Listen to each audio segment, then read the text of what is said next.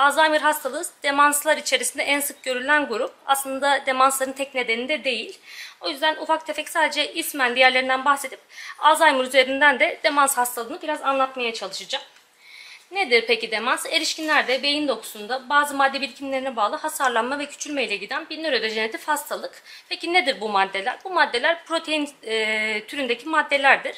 Ve öncelikle yanlış katlanmaya bağlı vücuttan rahatlıkla normal katlanma sırasında vücuttan elimine edilirken yanlış katlandıkları zaman nöronlarda birikmeye başlıyorlar ve önce sinyal iletiminde bir bozulma, ilerleyen zamanda da hücre ölümüne sebep olarak.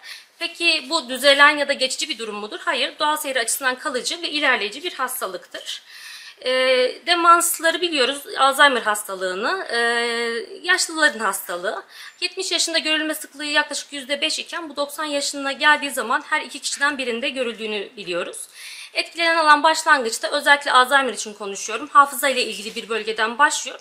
Daha sonra ise birazdan bahsedeceğim daha farklı anatomik bölgeleri tutarak yürütücü işlevlerde, davranışsal işlevlerde bozukluklara sebep oluyor.